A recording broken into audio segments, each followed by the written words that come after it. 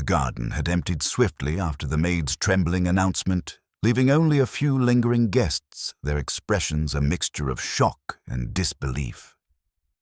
Mrs. Bantry clutched her pearls as if they could shield her from the horror, while the vicar muttered something about divine will, his voice barely carrying over the sudden hush.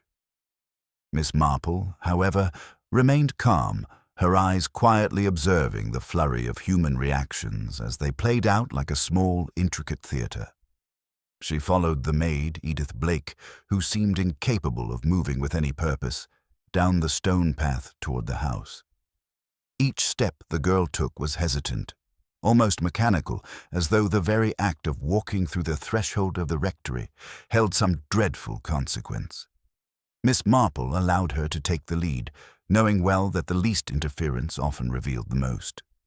Inside, the atmosphere was thick with the scent of spilled tea, flowers knocked askew in the rush, and something more pungent, an unmistakable metallic tang that made her pause ever so slightly. The drawing-room, usually a place of subdued elegance, had become the stage for tragedy. Colonel Hargreaves lay sprawled near the fireplace, his uniform immaculate save for the unnatural angle of his head and the stillness that no summer afternoon could excuse. Mrs. Hargreaves clung to a chair, her face streaked with tears and powder alike, unable to comprehend the sudden absence of the man who had, until moments ago, been her commanding presence. Miss Marple noted, with that quiet precision that had long been her gift, the expressions of those gathered in the doorway, some frozen in shock, others attempting to assert control where control was impossible. Inspector Craddock had already arrived, moving methodically despite the chaotic scene, his notebook out and pen poised. He issued calm instructions, ushering the distressed guests back toward the hall while simultaneously assessing the position of the body. Miss Marple, standing slightly apart, let the inspector conduct his work, but she observed everything. The slight tremor in the maid's hands, the hesitation of Mrs. Hargreaves when asked to recount what had happened, the nervous shuffling of the gardener who had arrived from the back gate at the first shout. Each movement, each pause, spoke volumes, though no one seemed to recognize it as evidence. "Edith," Miss Marple murmured gently, stepping toward the maid as Craddock spoke to the others. "Could you tell me exactly what you saw?" The girl flinched at the attention, her fingers clutching the apron with an intensity that suggested a desperate attempt to anchor herself. I went to bring more tea for Colonel Hargreaves," she stammered, her voice barely above a whisper. "I thought he wanted another cup, and I found him like that. I didn't touch anything, I swear I didn't touch anything." Miss Marple nodded, encouragingly but without a trace of patronization. "Of course, my dear. You did quite right, but sometimes, in remembering the smallest detail, something that seems unimportant can be the very thing that explains the most." Edith blinked, and for a moment her composure seemed to falter entirely, but she swallowed hard and nodded again. Craddock, hearing the exchange, glanced briefly toward Miss Marple with a flicker of curiosity. She gave nothing away, only a small, almost imperceptible inclination of the head, and returned her attention to the maid. She noted the slight indentation on the carpet near the fireplace, the edge of a book pulled just a fraction from the shelf, a chair knocked slightly askew. These minor disturbances, which everyone else seemed to ignore in their panic, spoke to her in a language of subtlety and timing, one that only years of observation could translate. "Did you see anyone else in the room?" she asked softly. Edith shook her head, but the gesture was too quick, too mechanical to be entirely truthful. Miss Marple made no comment, only filed the observation away. Outside, a few villagers lingered, their whispers audible even through the closed windows. "It must have been the gardener," one muttered, though the man in question was standing rigidly by the back door, hat in hand, looking as though he wished the earth would swallow him. "Or the chauffeur," another suggested, though he was conspicuously nervous and largely silent, avoiding the gaze of anyone who might challenge him. Miss Marple allowed these voices to wash over her, noting how quickly rumor and conjecture took the place of fact, how fear and familiarity intertwined to create assumptions that would be hard to untangle later. Craddock, meanwhile, was making polite but firm inquiries, asking each witness for a timeline, attempting to reconstruct events in the typical procedural manner. Miss Marple observed with a quiet satisfaction, knowing that human behavior, more than the exact moment of death or placement of a teacup, would be the key to understanding what had happened. She allowed herself a slow, thoughtful turn, scanning the room again. Her gaze lingered on the small portrait above the mantel, a picture of Colonel Hargreaves in uniform, his eyes bright and commanding. Beneath it, the hearth lay disturbed as though something or someone had shifted in the minutes before he fell. The maid's nervous fingers, the misaligned furniture, the subtle stains on the rug, all were pieces of a puzzle that no one yet realized existed. As she watched Edith retreat to a corner, Miss Marple felt the familiar stirrings of that quiet determination. There would be no hasty arrests, no simplistic assumptions. The village, with all its chatter and whispered theories, would have to wait for the careful unraveling of truth. In the meantime, she would observe, note, and remember, collecting each fragment of behavior, each word spoken and unspoken. For the answers, she knew, lay not in the grand gestures or the obvious, but in the unnoticed, the fleeting, the slight, and in the trembling hands of a young maid who had, perhaps, seen far more than anyone else had suspected. She sipped her lemonade again, quietly, as Craddock began to marshal the remaining witnesses into the hall, her mind already weaving the first delicate threads of the mystery that would, in due course, expose a hidden life behind the rectory's sunlit walls, revealing secrets that were far more dangerous than a spilled cup of tea. The villagers gathered hesitantly in the front hall, their voices low and tinged with both fear and curiosity, forming a cluster of anxious faces that seemed to hum with speculation. Mrs. Bantry hovered near the doorway, her eyes wide and her hands fluttering nervously against her chest, while the vicar attempted to restore a semblance of calm by murmuring prayers under his breath. The maid, Edith Blake, stood rigidly near the staircase, her blue apron still streaked with sweat and tea, and her hands clasped tightly in front of her. Inspector Craddock moved among them, polite but firm, gently questioning each individual in turn about their observations and movements, while Miss Marple remained on the fringe, her hands folded neatly in her lap, listening to every word, every pause, every hesitation with patient scrutiny.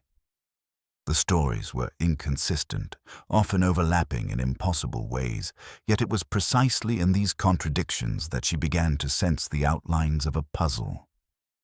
Mrs. Hargreaves, still quivering from shock, insisted she had been in the kitchen preparing more tea when she heard a loud crash and rushed to the drawing room, yet one of the gardeners recalled seeing her near the greenhouse just moments before, her silhouette framed against the sunlit glass. A neighbor mentioned glimpsing the colonel through the window, apparently chatting with Edith, and yet the maid's own recollection of that encounter was fragmented and hesitant, her voice dropping to a whisper as she recounted the details. Miss Marple's eyes followed every subtle movement, the tremor in Edith's shoulders as she spoke, the way Mrs. Hargreaves' fingers clutched the banister for support, the faint flush on the vicar's face when he realized the exact sequence of events contradicted his earlier assumptions. The villagers' chatter was a tapestry of conjecture, each thread colored by their own fears, resentments, or hidden knowledge. Yet through it all, Miss Marple perceived a rhythm, a pattern that only the quietest observer could detect. Inspector Craddock attempted to impose order, grouping witnesses together, asking them to recount the events step by step, but the process was hindered by the emotional turbulence that clung to the hall like a heavy curtain. Children, too young to comprehend fully, whispered to one another in corners, their small voices carrying snippets of overheard remarks that added to the general confusion, while a few elderly villagers muttered about the colonel's sternness and past disagreements with various members of the community, their recollections tinged with nostalgia and subtle bitterness. Miss Marple noted that everyone seemed to recall minor slights or incidents that, on the surface, appeared trivial, yet the choice of details they remembered, the emphasis they placed, offered insight into their personalities and possible motives.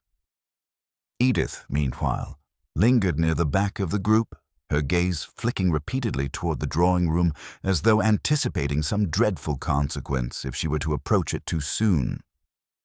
Miss Marple's attention was drawn to the small indentation of her shoes on the carpet, the way her hands fidgeted with the hem of her apron, the almost imperceptible shiver that passed through her shoulders whenever someone spoke loudly or approached too closely. It was these small, unguarded reactions that told more than any verbal account could. The inspector, realizing the importance of obtaining precise statements, attempted to separate the key witnesses for individual questioning, but the maelstrom of emotion made it difficult. Miss Marple, observing this, recognized that the unstructured observations of the villagers, when taken collectively, were beginning to form a web of subtle contradictions and revelations. She allowed Craddock to proceed, her mind quietly filing away each detail. Mrs. Hargreaves's insistence on her proximity to the kitchen, the gardener's conflicting account, the neighbor's fleeting glimpse of the Colonel with Edith, and the maid's fragmentary recollections. She understood that in time, the inconsistencies would serve not as obstacles, but as guiding points toward the truth. Outside, the garden had grown eerily quiet, the cheerful noises of the fete replaced by the distant hum of bees and the occasional rustle of leaves stirred by a light wind.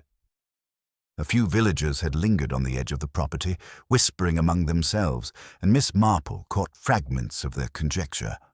Some suggesting accident, others hinting at deliberate malice, but it was clear to her that fear was amplifying their assumptions, coloring their memories in subtle ways.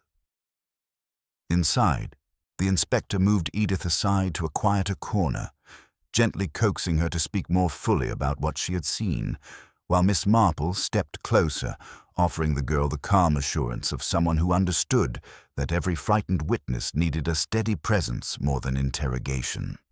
"It is often the smallest detail," she murmured, "the thing one thinks of as unimportant, that can guide us toward understanding." Edith's eyes met hers briefly, wide and apprehensive, and she seemed to draw a little strength from the simple acknowledgement.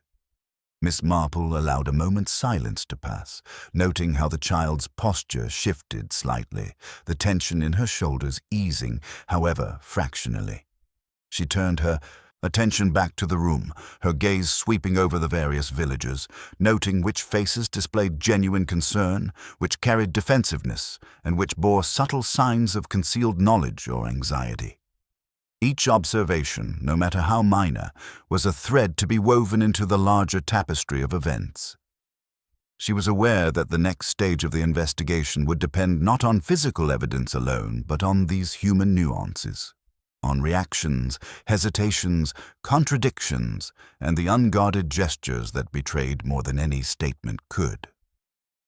Miss Marple sipped her lemonade again, calm and composed, as Inspector Craddock began to direct the villagers toward more structured questioning, and she reflected quietly that the course of the investigation would require patience, subtlety, and a careful reading of human behavior. In time, the story of that tragic afternoon would unfold, revealing motives and secrets, alliances and betrayals, all of which were hidden beneath the polished surface of St. Aldhelm's civility. But for now, the threads were being gathered, the first patterns discerned, and Miss Marple, ever observant, waited with quiet anticipation, knowing that in the trembling hands of a frightened maid and the unguarded reactions of a small community, the truth was already whispering its way into the light. The rectory had settled into an uneasy stillness after the initial flurry of questioning, the air heavy with whispered conjectures and the faint scent of spilt tea that clung stubbornly to the carpet. Inspector Craddock had led the more distressed villagers to the drawing room adjoining the hall, separating them into smaller groups so that he could take more detailed statements, but Miss Marple remained quietly in the hall, observing the subtleties of human behavior with her usual attentive patience. She noted how Mrs. Bantry, seated stiffly on a settee near the window, continuously smoothed her skirt and dabbed at her face with a lace handkerchief, all the while casting frequent glances at Mrs. Hargreaves, whose hands trembled as she clutched the arm of her chair. Edith Blake lingered near the staircase, her body rigid, eyes darting toward the drawing-room every so often, as though drawn by an invisible tether. Miss Marple, sensing the girl's nervous state, approached gently, her voice soft and calm. "You have been very brave, Edith," she murmured, "and sometimes remembering even the smallest things helps more than we imagine." The maid's eyes flickered toward her, a hint of trust emerging amid the fear, and she nodded ever so slightly. Miss Marple allowed her to take a moment to gather herself, noting the way her fingers fidgeted with the hem of her apron and the subtle tremor in her shoulders. Meanwhile, the inspector's voice echoed faintly from the adjoining room, asking for specific recollections of movements, positions, and voices, but Miss Marple was more interested in what remained unspoken. The pauses, the hesitations, the minor inconsistencies that the frightened villagers revealed without realizing it. A gardener shuffled nervously in the corner, wringing his hands and mumbling about having been busy trimming hedges near the back gate. Yet his eyes flicked repeatedly toward the hall, as though drawn by the invisible presence of the colonel even in death. Miss Marple observed this, filing away the subtle tension in his posture and the slight pursing of his lips, the telltale signs of someone who knew more than he admitted. Mrs. Hargreaves's attention wandered constantly between Edith and the drawing-room, as though trying to anchor herself to either the living or the dead, and Miss Marple noticed that the woman's recollection of the immediate moments before discovering her husband did not quite align with the statements given by other witnesses. The discrepancies were slight, almost imperceptible, yet they were threads that could be pulled to reveal the larger pattern.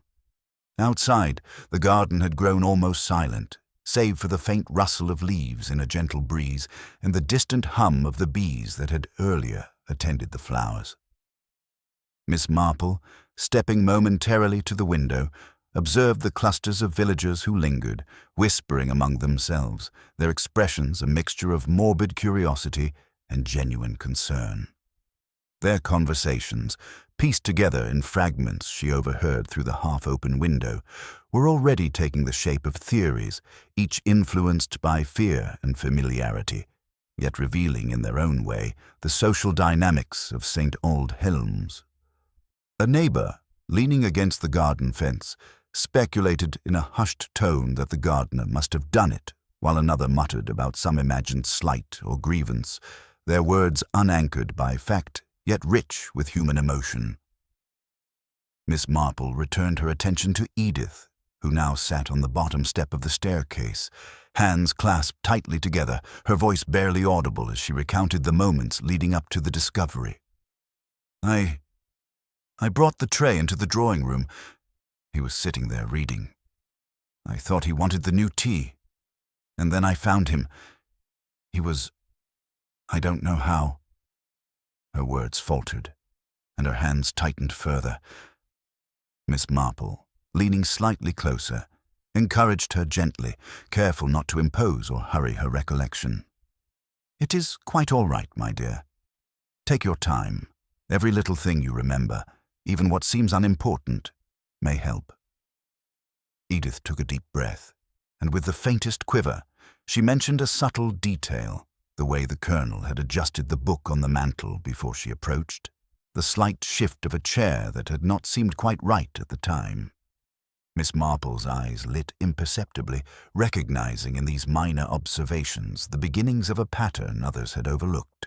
She filed each nuance in her mind: the placement of furniture, the tilt of the book, the expressions and gestures of those present, all the seemingly trivial details that, when woven together, would reveal the truth.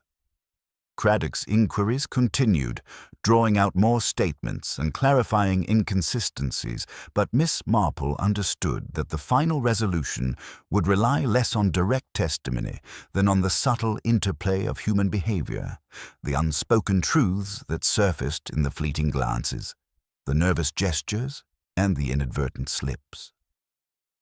As the first hour after the tragedy wore on, the rectory took on a tense, expectant atmosphere.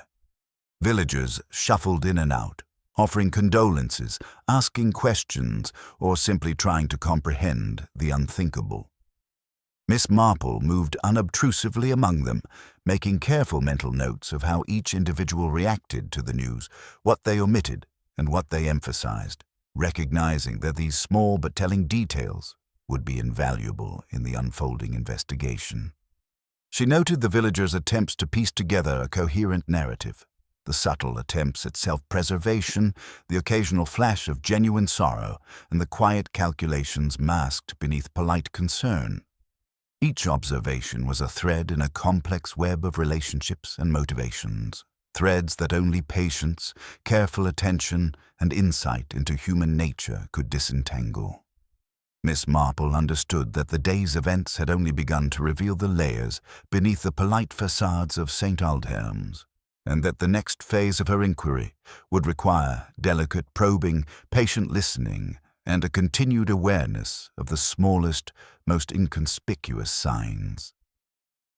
In the stillness that followed, she allowed herself a quiet, reflective moment, sipping her lemonade, her mind already threading together the subtle hints she had gathered, sensing that from the frightened maid's gestures, the villagers' hushed conjectures, and the minor inconsistencies in recollection, the first outlines of the truth were beginning to emerge, and that patience, observation, and human understanding would soon illuminate the hidden paths leading to the one responsible for the colonel's untimely death.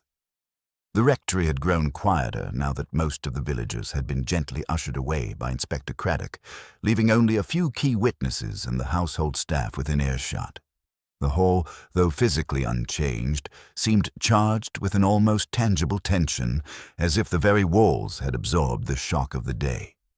Miss Marple stood near the staircase, her gaze sweeping over the room with that unhurried patience that had long been her trademark, noting how each person present carried their unease differently. Mrs. Hargreaves had retreated to a chair by the window, her posture rigid and her hands folded tightly, yet her eyes were restless, darting repeatedly toward the drawing-room where her husband's body had been discovered. The maid, Edith Blake, remained near the foot of the stairs, her blue apron still showing faint stains, her lips pressed together in a thin line as though to keep herself from speaking more than necessary. Miss Marple observed her closely, recognizing that the girl's nervous gestures, however slight, were laden with meaning, revealing both fear and attention to detail that might prove significant in the unfolding investigation. Inspector Craddock, seated at a small writing table, was organizing the statements he had gathered, occasionally glancing up to consider the reactions of those remaining. But it was clear even to him that there were subtleties in human behavior that no formal questioning could fully uncover. Miss Marple allowed him his work, understanding that the narrative of the incident was being built piece by piece, while she herself noted the interwoven threads that might lead to a far more complete picture. "Edith," she said softly, stepping closer, "sometimes the smallest observation can tell us more than anything else. You must not worry if it seems trivial. It may be the very clue that clarifies everything." The maid's eyes lifted to hers briefly, a flicker of comprehension passing through the fear that had clouded her expression. She hesitated, then spoke quietly, mentioning the precise way the colonel had held a letter in his hand earlier in the afternoon, and how he had moved slightly as though reacting to a sound from the hall. Details that seemed minor but which Miss Marple stored carefully in her mind. She noted as well the subtle arrangement of furniture and personal items in the drawing-room. A chair not quite aligned, a teacup tilted at the edge of the table, a book left open where it had clearly been glanced at in a hurry. Each small irregularity suggested a sequence of movements, the unrecorded actions of people in moments too brief for most to recall, yet significant when reconstructing what had occurred. Meanwhile, Craddock called forward the gardener, a middle-aged man whose face was pale with shock, though his eyes occasionally flickered with something unreadable. He recounted, almost hesitantly, the times he had come into the house to deliver minor items, claiming no unusual observations, yet Miss Marple detected the subtle stiffness in his posture and the slight twitch in his fingers that hinted at anxiety beyond mere fear of authority. Mrs. Hargreaves, still agitated, interjected occasionally, insisting she had been elsewhere in the house, yet her statements sometimes contradicted those of Edith or the gardener, though in minor ways that would likely escape a cursory inquiry. Miss Marple catalogued each contradiction carefully, understanding that human memory in times of shock was seldom precise, yet the points of divergence often illuminated hidden truths. She noticed, too, how the maid's glances shifted subtly whenever the conversation touched on the Colonel's habits or recent visitors. Small, almost imperceptible movements that suggested acute awareness and attentiveness, qualities which could either indicate observation or, potentially, knowledge beyond what she had admitted.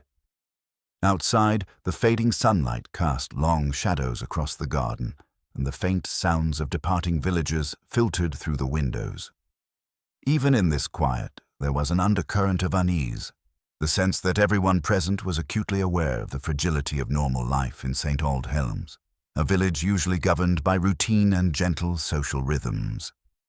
Miss Marple allowed herself a moment to breathe, taking note of how the household responded to the shifting attention of the inspector. Each facial expression, each slight adjustment in stance or movement, was recorded silently, woven into a tapestry of impressions that she would later unravel with methodical care. The maid, gaining a measure of courage from the calm presence of Miss Marple, added further observations. A shadow seen briefly moving near the curtain, a faint noise she had ignored at first, the subtle creak of floorboards that suggested more than mere passage from one room to another. Miss Marple's eyes narrowed slightly, recognizing these minor observations as potential guides, the delicate threads that, when followed, might reveal the full picture of the Colonel's last moments. Craddock, absorbed in his notes, asked questions that were factual and procedural, yet it was the quieter, unspoken signals, the hesitations, the fleeting glances, the nervous twitches that Miss Marple was gathering and interpreting. As the hour passed, she sensed that the web of interconnections among the inhabitants of the rectory was becoming visible, subtle and intricate, yet undeniable to one who had long studied human behavior. She understood that the resolution of the mystery would not rest solely on material evidence, nor on the direct testimony of witnesses, but on the careful observation of motives, reactions, and the complex interplay of personality and circumstance. Each person present had revealed a fragment of truth, some consciously, others inadvertently, and it was the role of the quiet observer to assemble these fragments into a coherent narrative.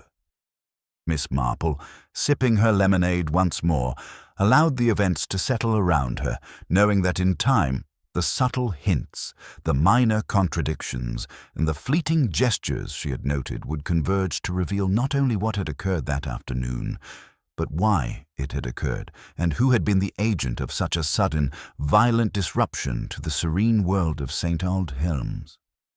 The day's initial shock had passed, replaced now by a quieter, more deliberate investigation, one that would require patience, insight, and an unerring attention to the slightest cues offered by human behavior, for it was in these that the truth of the Colonel's death would ultimately be found. The rectory had settled into a subdued rhythm, the earlier chaos now replaced by an uneasy quiet that seemed almost to amplify every small sound. The soft creak of floorboards, the faint rustle of curtains stirred by a gentle breeze, the occasional murmur from a corner where a nervous household servant lingered. Miss Marple remained near the staircase, her sharp eyes quietly following the subtle behaviors of those still present. Edith Blake, the maid, had moved slightly closer to the hole, her fingers entwined nervously, and yet there was a new steadiness in her posture, a tentative courage born of the reassurance Miss Marple had offered. Mrs. Hargreaves sat by the window, gazing outward with a pale, anxious expression, occasionally wringing her hands in a gesture that betrayed both fear and frustration. Inspector Craddock was methodically pacing the drawing-room, clipboard in hand, re-examining statements he had taken earlier, while attempting to maintain the professional calm required of a detective faced with the unexpected death of a prominent villager. Miss Marple allowed him his work, focusing instead on the nuances of human behavior. The fleeting glances, the subtle gestures, the way the household staff shifted uneasily under the weight of the recent events. She noted how the gardener, who had remained largely silent, seemed to avoid the eyes of everyone present, his stance slightly withdrawn, the slight tremor in his hands, betraying anxiety beyond that of mere shock. Even Mrs. Bantry, ever the social observer, displayed signs of distraction. Her eyes wandered repeatedly toward the drawing-room, her lips pursed as though rehearsing the polite condolences she would offer later, yet her hands fidgeted continually with her handkerchief. Miss Marple's attention returned to Edith, who had now spoken in small, careful sentences about what she remembered from earlier that afternoon. The placement of the Colonel's books, the slight tilt of a chair that seemed peculiar at the time, the subtle sound she thought she had heard as she approached the drawing-room. Each detail, seemingly insignificant to others, was stored carefully in Miss Marple's mind, forming the first delicate threads of a picture that would eventually reveal more than anyone realized. The maid hesitated when asked about the sequence of events, and Miss Marple noted the almost imperceptible shift in her expression, the way her eyes darted to the door and back, as though recalling something she had been unsure about. "It is quite all right," Miss Marple said gently. "To take your time. Even the smallest recollection may prove most important." Edith's hands tightened briefly before relaxing, and she gave a nod, the faintest sign of trust forming between the girl and the quiet observer who understood more from unspoken cues than from words alone. Craddock, overhearing some of the conversation, made a note in his book but did not interrupt, recognizing that Miss Marple's insights often offered perspectives he might overlook in his more procedural approach. Miss Marple shifted her gaze across the room, noting the subtle alignments and displacements of furniture. The chair slightly off its mark, a teacup set at the edge of the table, a book lying open where it had been hastily placed. These observations, she knew, could indicate movements and actions unrecorded by anyone else, small but vital pieces of the puzzle. Outside the rectory, the garden was quiet, and the fading afternoon sun cast long shadows across the lawns, emphasizing the contrast between the tranquil exterior and the tension inside. From the front window, Miss Marple could see the occasional villager lingering by the fence, whispering in low tones, exchanging conjectures that ranged from the plausible to the fantastical. Their speculations, though unreliable in fact, revealed underlying resentments, friendships, and rivalries, subtle clues that Miss Marple catalogued as part of the larger picture. Returning her attention indoors, she observed how Mrs. Hargreaves's eyes occasionally flicked toward Edith, a mixture of expectation and anxiety apparent in her expression. The maid, for her part, seemed almost hyper-aware of the presence of adults, the way she shifted in place, her posture tight yet attentive, her mind evidently racing through the events of the afternoon. Miss Marple's eyes narrowed slightly, recognizing in these small behaviors the potential for insight into both motive and circumstance. As the minutes passed, the inspector began to summarize the statements he had taken, reviewing the inconsistencies and noting any points that required clarification. Yet Miss Marple understood that the truth would not emerge solely from direct testimony. It would be found in the subtle interplay of observation and behavior, in the unspoken reactions of the household staff and villagers, and in the delicate contradictions revealed when people were pushed gently and without awareness into revealing more than they intended. The maid, encouraged by the calm and patient presence of Miss Marple, mentioned a shadow she had seen briefly in the doorway, an odd sound she had thought negligible, and a slight movement near the hearth that had seemed momentary, but now, in reflection, struck her as peculiar. Miss Marple filed each detail silently, understanding that from these small, careful recollections a pattern could emerge. Each observer, consciously or unconsciously, had contributed fragments to the story of the Colonel's last moments, and it was only through careful analysis of these fragments, through attention to the subtle cues of human behavior, that the full narrative would come into focus. She reflected quietly that patience and observation would be required in abundance, for the path to the truth was rarely linear and often hidden behind layers of fear, propriety, and unspoken secrets. Sipping her lemonade, she allowed herself a moment to collect her thoughts, knowing that from the trembling hands of the maid, the nervous fidgets of the gardener, and the strained composure of Mrs. Hargreaves, the beginnings of a coherent story were emerging. These threads, delicate and subtle, would soon be woven together to reveal not only what had happened that afternoon, but also the underlying motives, the concealed tensions, and the hidden resentments that had converged so violently, shattering the placid veneer of St. Aldhelm's.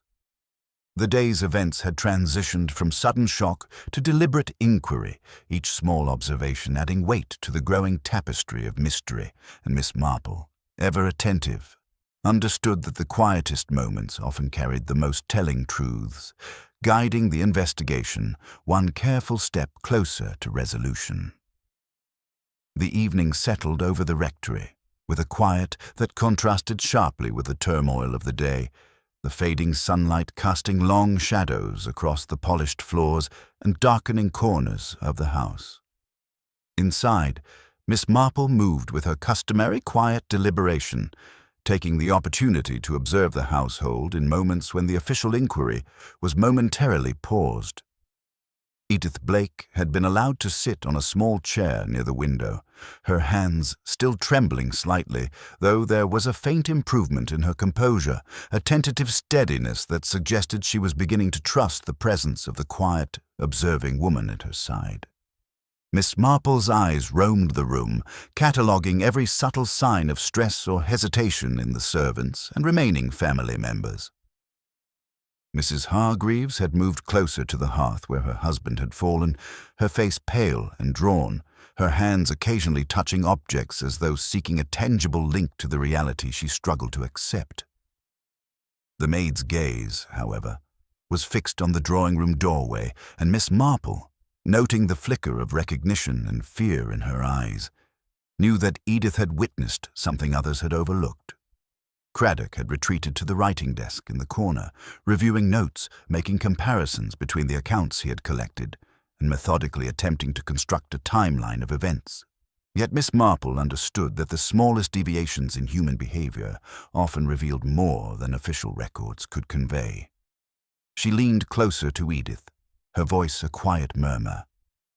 "Tell me again, dear, exactly what you saw just before you found the Colonel. Do not worry about how unimportant it may seem.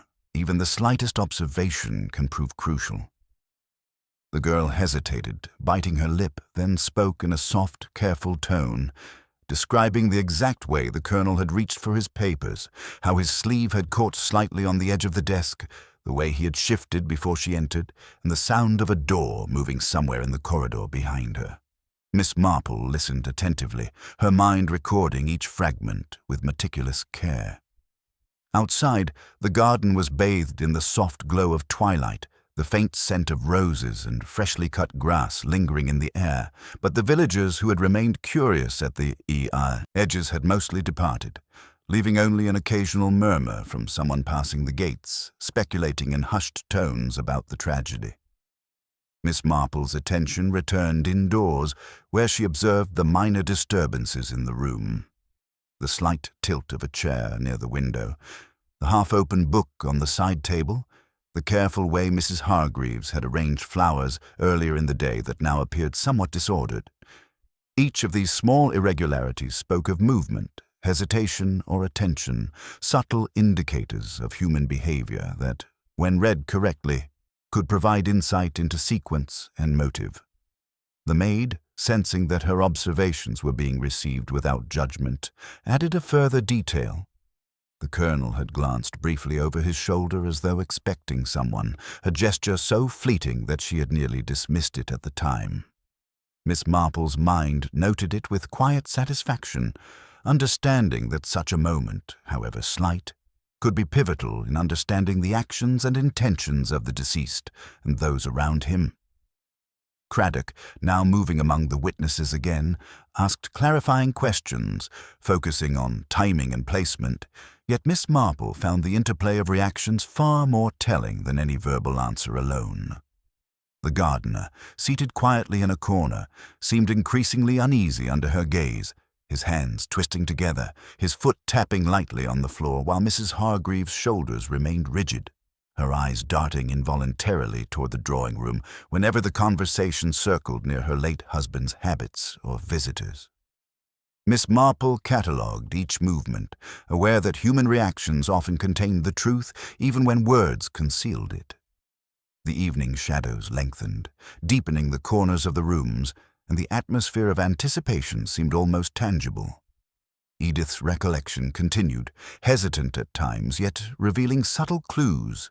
The position of objects, the timing of sounds, the briefest glimpse of movement that formed a delicate web of possible sequences. Miss Marple encouraged her quietly, noting the way small reassurances allowed the maid to relax slightly, permitting memories to surface that had been suppressed by fear. She reflected on the nature of the village itself, understanding that St. Aldhelm's had its layers of alliances, rivalries, and hidden resentments, all of which could subtly influence behavior. Each observation, each minute inconsistency, added to the emerging pattern that Miss Marple perceived. She knew that the resolution of the mystery depended less on direct evidence than on patient attention to human behavior. The fleeting gestures, the nervous fidgets, the minor contradictions in testimony. The interplay of these factors, observed carefully over hours, could reveal a truth that remained hidden from all but the most discerning eye. Miss Marple allowed herself a moment to sip her lemonade, reflecting on how the careful collection of small details, the maid's trembling hands, Mrs. Hargreaves' uneasy glances, the gardener's nervous stance, was slowly assembling a coherent picture of the colonel's final moments. Each witness had inadvertently contributed to the narrative through both action and inaction, through conscious memory and unconscious behavior. The evening, though quiet in appearance, was rich with these subtle revelations, and Miss Marple, with her patient and unassuming manner, understood that the critical pieces were falling into place.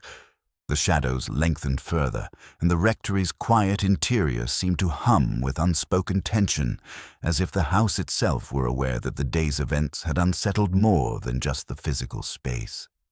Miss Marple, ever observant, prepared herself for the next stage of her inquiry, confident that careful attention, coupled with the unguarded truths revealed through human behavior, would soon illuminate not only the sequence of events, but also the motivations, concealed resentments, and subtle interactions that had led to the colonel's untimely death, and that the next critical clues were likely to emerge from the very ordinary, unnoticed actions of those present.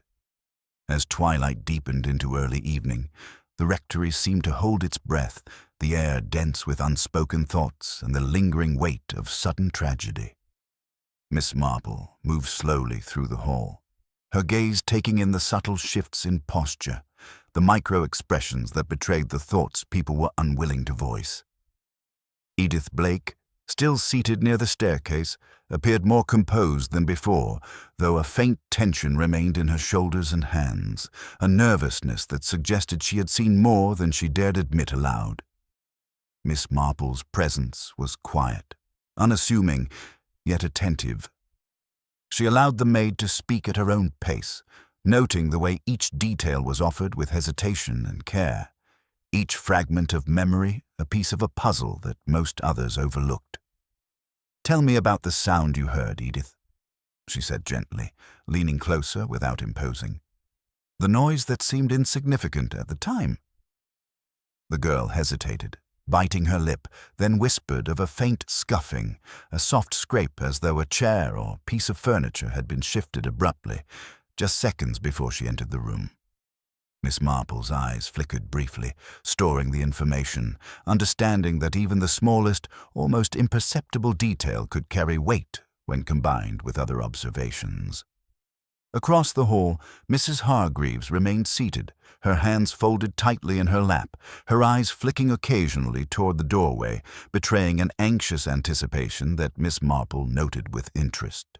The contrast between her composure in the presence of visitors earlier in the day and her current unease suggested more than simple grief, a subtle agitation that hinted at either memory gaps or a deeper concern over the perception of events. Inspector Craddock, for his part, had returned to the drawing room to review notes and statements, occasionally consulting the household staff for clarifications. Yet Miss Marple understood that the insights the official investigation could glean would be limited unless tempered by the careful study of human behavior. She moved closer to Edith, encouraging her gently to continue with her recollections. The maid spoke of the colonel's movements, the way he had adjusted a small pile of papers, a gesture that seemed normal at first, but in hindsight struck her as slightly hurried or unnatural. The way his eyes had glanced toward the corridor as if anticipating someone's arrival. The brief pause he had taken before settling back into his chair, a hesitation that seemed unremarkable, but now, she realized, was worth mentioning. Each observation was carefully recorded in Miss Marple's mind, the subtle interplay of timing, movement, and expression forming a delicate framework of what had occurred in those critical minutes. Outside, the garden was fading into shadow, and the distant sounds of villagers leaving filtered through the open windows, their murmurs of speculation faint but telling. Miss Marple noted how even in the absence of direct observation, the villagers' reactions, the gossip, and the subtle tensions reflected deeper social currents, underlying resentments, and hidden alliances that might influence both behavior and recollection. Within the house, the minor disturbances in the drawing room, the tilt of a chair, the half-open book, a teacup left on the edge of the table, spoke of hurried movement, small gestures that might otherwise have been overlooked, but which indicated sequence, timing, and perhaps intent. Miss Marple observed the gardener, seated quietly yet twitching slightly in his seat, his attention divided between the inspector's questions and the room itself. The subtle anxiety in his stance, the way he shifted weight from one foot to another, the slight furrow of his brow, all contributed to the picture she was forming, an understanding that human behavior often revealed more than words could convey. Mrs. Hargreaves, meanwhile, seemed to oscillate between grief and alertness, her eyes following each minor movement, occasionally touching objects with trembling fingers as though testing their placement, their familiarity, or their connection to her husband's presence. Miss Marple catalogued these behaviors, each one a thread to follow in reconstructing the series of actions and reactions that had culminated in the colonel's death. Edith, gaining confidence in the quiet, patient attention of Miss Marple, continued to provide small but telling details. The shift of a curtain as someone had passed, the faint creak of floorboards in a room where no one should have been, a shadow cast momentarily across the hallway. Miss Marple considered these carefully, understanding that in combination they could form a coherent sequence, each tiny observation bridging gaps left by more formal testimony. The interplay of these details, the hesitations, the fleeting glances, the physical movements, the reactions under stress, was far more significant than any single statement.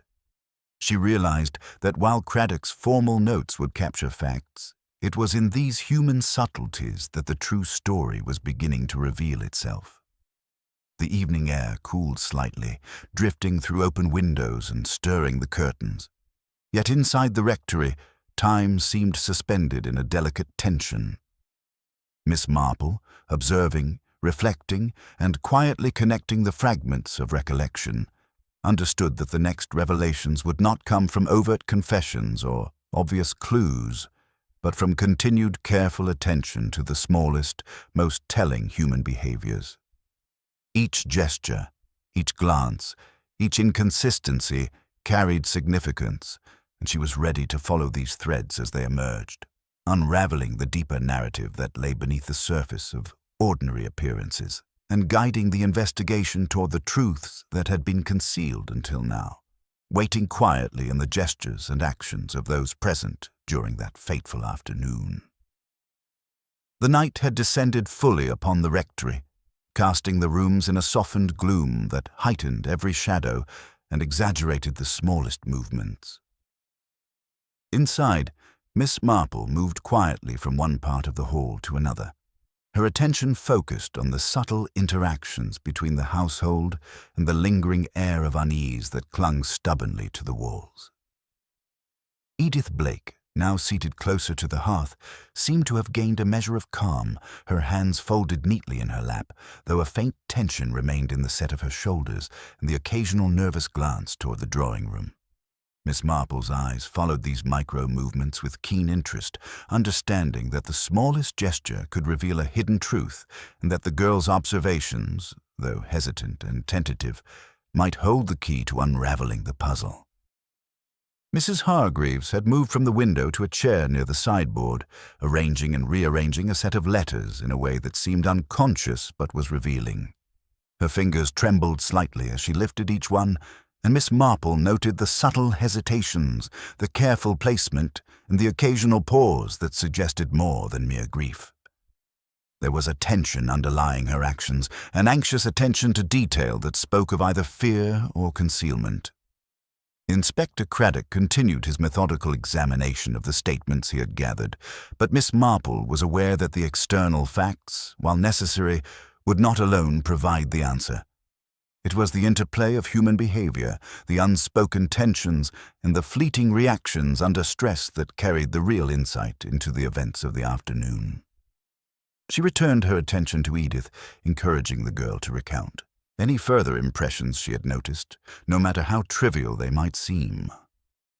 Edith, after a moment's hesitation, spoke in a hushed tone about the brief glimmer of a shadow she had caught in the doorway, the faint noise of a chair scraping along the floor, and the way the colonel had appeared to glance toward the corridor with a mixture of curiosity and apprehension just before she entered. Miss Marple absorbed each of these details, quietly weaving them into the broader tapestry of events, recognizing how the small, nearly imperceptible actions could illuminate the sequence of what had occurred. The gardener, seated in a quiet corner, shifted nervously, his gaze avoiding direct contact with anyone, and yet the slight twitch of his fingers and the tension in his jaw betrayed a keen awareness of more than he was openly admitting. Miss Marple took note, understanding that such subtle signals were often as informative as spoken words. Mrs. Hargreaves, meanwhile, occasionally glanced at Edith, her eyes reflecting a mixture of expectation and unspoken worry, as if she awaited some revelation that had not yet arrived. Miss Marple, sensing the delicate balance of tension, allowed silence to settle in the room for a moment, giving each individual space to reveal themselves in the smallest, unguarded ways. The minor disturbances in the drawing-room, the slightly askew chair, the open book, the faint traces of footprints on the carpet, all suggested movement and interactions that had gone largely unnoticed, and Miss Marple catalogued these as part of the invisible map of events that would guide her understanding. As the minutes passed, Edith provided further observations, describing a fleeting movement near the fireplace, a soft creak in the floorboards, and the subtle shift of light and shadow as the day gave way to night. Miss Marple's mind, trained over years of quiet observation and acute understanding of human nature, recognized the significance of these details. They formed the connective tissue between the tangible facts and the deeper human motivations that had culminated in the colonel's death. Outside, the faint hum of the village at night reached the rectory, voices carried low on the wind, gossip and speculation filtering in from the distant streets. Miss Marple noted how even these indirect observations reflected the social undercurrents of St. Aldhelm's, the hidden alliances and rivalries that shaped behavior, influencing both memory and the willingness to disclose information. Inside, the room seemed to shrink slightly with the weight of anticipation, each movement amplified by silence, each glance carrying more meaning than it might in ordinary circumstances. Miss Marple observed the gardener, noting the tension in his hands and the restless shift of his feet, as though each second brought a new concern or fear. Mrs. Hargreaves, her attention divided between Edith and the fireplace, continued her nervous adjustments, her fingers brushing letters and papers almost obsessively, while the maid's gaze remained alert, taking in every subtle shift of posture, every twitch of expression, every faint movement that might suggest something overlooked. The interplay of these human details, when combined with the previously recorded statements, created a growing pattern, a delicate web in which even the smallest gesture could reveal the trajectory of events. Miss Marple, quietly reflective, understood that patience and careful observation would soon yield more than speculation or conjecture, and that the next critical pieces of the puzzle were likely to emerge from the unnoticed movements, subtle expressions, and restrained behaviors of those who had been present during the Colonel's final moments. In the deepening twilight, as shadows lengthened and the rectory seemed to lean toward silence, Miss Marple's mind traced the emerging connections, each detail aligning with the next, preparing her to unravel the deeper mysteries hidden within the ordinary actions and concealed tensions of St. Aldhelm's inhabitants, until the moment arrived when the full picture could finally be discerned. The rectory was now fully cloaked in the quiet of night, the dim light of lamps casting warm pools across the polished floors and softening the outlines of furniture that had earlier been scrutinized under harsher daylight. Miss Marple moved with deliberate slowness, observing the interactions that continued among those who remained. Her attention focused on the nuanced language of gesture and expression rather than the spoken words that often concealed more than they revealed. Edith Blake, seated with her hands neatly folded in her lap, seemed steadier than before, though Miss Marple noted the occasional tension in her fingers and the subtle tightening of her jaw, small indicators that the maid was still processing both fear and curiosity. Mrs. Hargreaves, close to the fireplace, maintained her obsessive attention to letters and papers, rearranging them repeatedly with slight tremors in her hands, eyes darting toward the doorway as if expecting some unseen presence. The gardener, who had remained largely silent throughout the evening, shifted nervously in his seat, the subtle flexing of his fingers and the restless tapping of one foot betraying anxiety that words could not convey. Miss Marple's mind quietly catalogued these signs, understanding that the interplay of human behavior, the minutiae of movement and hesitation, often held the key to understanding what had transpired. The faint scuffing of a chair from the drawing-room, previously mentioned by Edith, continued to echo in her memory as a pivotal detail, and she returned to the maid gently, encouraging her to expand upon it. Edith, her voice low and careful, spoke of how the movement had seemed almost purposeful, a deliberate adjustment rather than a casual shift, and how it had been accompanied by a faint creaking from the corridor, floorboards, as though someone had stepped lightly but with intent. Miss Marple absorbed each observation silently, recognizing the significance of what might appear trivial to others.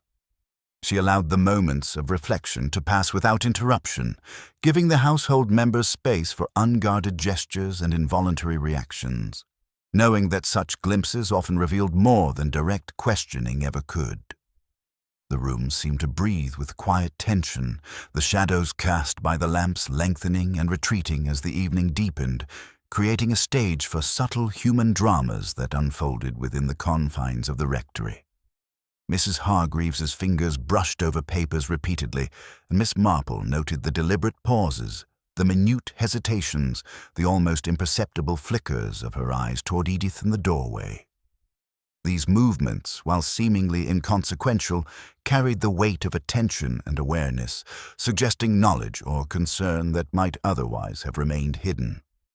Outside, the faint sounds of the village at night, distant voices, the occasional creak of gates filtered into the house, and Miss Marple reflected on how the broader social context of St. Aldhelm's informed the behaviours within the rectory. Alliances, rivalries, and long-held grievances shaped the way individuals acted under pressure, influencing both memory and disclosure. Each small action, each hesitation or glance became a part of a network of subtle signals that Miss Marple, with her practiced eye, could interpret to uncover the hidden motives behind the events of the afternoon. Edith, sensing the patient and unhurried presence of Miss Marple, spoke further of a shadow passing across the hall, the faint movement of a curtain, and the slight shift of a teacup on the table as if nudged inadvertently. Miss Marple catalogued these observations with precision, aware that when combined with prior recollections and behaviours, they began to form a coherent sequence of the Colonel's final moments.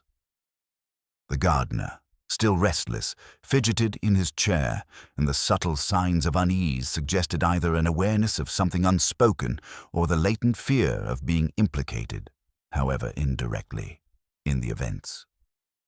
Mrs. Hargreaves's obsessive attention to the letters and documents seemed to mask more than it revealed, her behavior betraying tension that could stem from either grief or a carefully guarded anxiety about what might be discovered. Miss Marple, observing quietly, understood that patience and attention to these human subtleties would reveal more than pressing for direct testimony ever could. As the evening wore on, she allowed herself a few reflective moments, noting how each fragment of observation, the maid's nervous recollections, the gardener's subtle fidgets, Mrs. Hargreaves's anxious gestures, formed a growing map of behaviours and interactions. Each individual, unconsciously or otherwise, had contributed to the emerging narrative, revealing threads of motive, fear or anticipation that connected in ways not immediately apparent. In the quiet, with shadows deepening and the rectory steeped in anticipation, Miss Marple felt the delicate web of interwoven truths beginning to take form. The critical details were emerging in the subtle gestures, fleeting expressions and involuntary movements, and she knew that the final clarity would come from a careful synthesis of these elements. Each observation, each pause and each nervous glance brought her one step closer to understanding not only the sequence of events, but also the concealed motives that had led to the Colonel's untimely death, preparing her for the subtle psychological tests she would soon need to employ to reveal the ultimate truth. The room was silent now, save for the gentle ticking of the grandfather clock, and the occasional faint rustle of curtains stirred by the night breeze.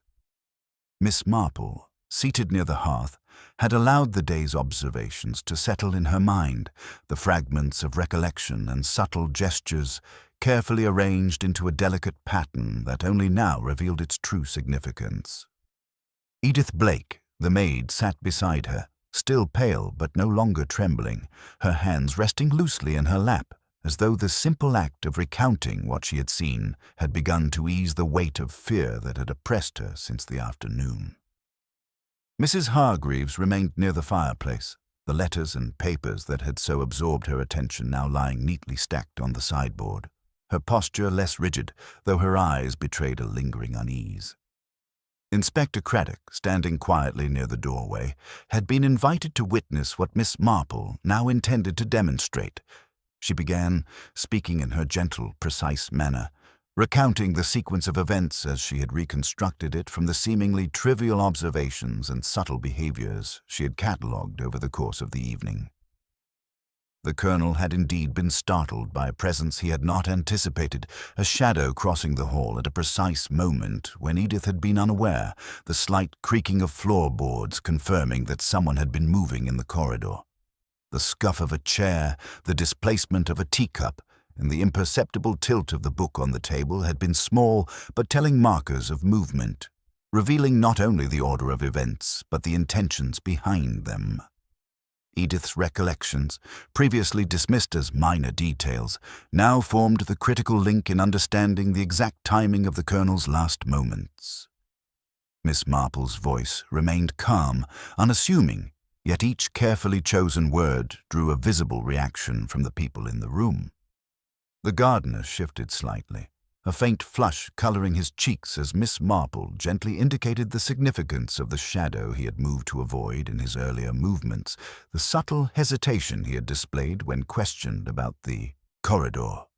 Mrs. Hargreaves' eyes widened just enough to betray the recognition that Miss Marple's narrative was approaching truths she had hoped to conceal.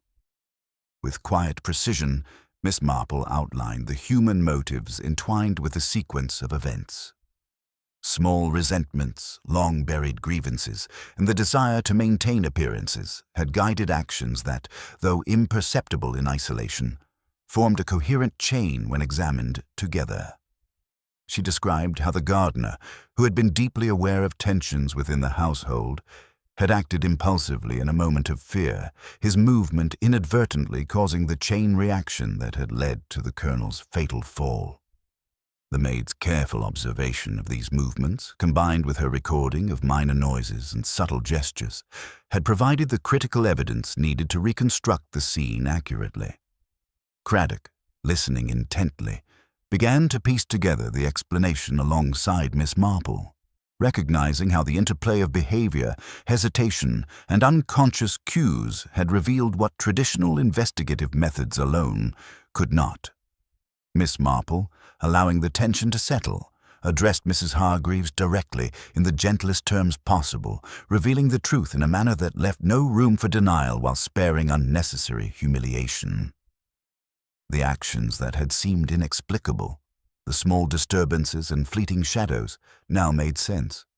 The gardener's nervous movements, intended to avoid confrontation, had inadvertently led to the fatal incident, and the subsequent responses of household members were shaped by fear, shock, and social propriety rather than malice. Each character's earlier behavior, previously observed in isolation, now aligned perfectly within the narrative she had reconstructed, forming a complete and coherent explanation. Edith's eyes, wide with comprehension, reflected relief mingled with lingering awe at the clarity with which Miss Marple had revealed the truth. Mrs. Hargreaves, though still pale, released a breath she had not realized she was holding, the rigid tension of hours easing as the narrative explained what had seemed so mysterious and sudden.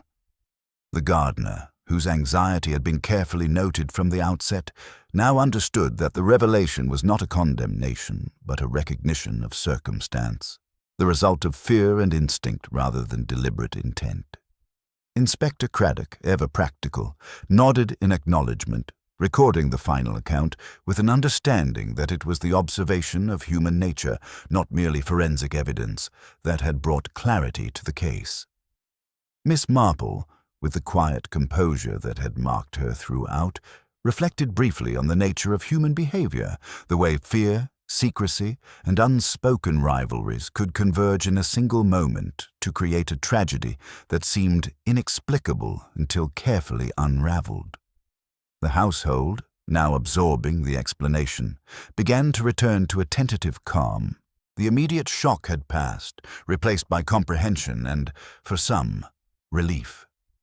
The rectory's rooms, once charged with tension, settled into the quiet rhythms of evening, the shadows softening, and the ordinary domestic sounds, the rustle of curtains, the ticking clock, the gentle settling of furniture, regaining their familiar presence. Miss Marple, sipping her tea with serene detachment, allowed herself a final reflection. That human nature, in its subtleties, could conceal both danger and truth, and that the careful, patient observation of small gestures, minute hesitations, and unspoken cues was often the surest path to understanding what had been hidden. In the stillness of the night, St. Aldhelm's had regained its outward tranquility, though beneath the surface, the lessons of the day would linger, remembered by those who had witnessed both tragedy and its quiet unraveling by one who understood the delicate interplay of human behavior and circumstance.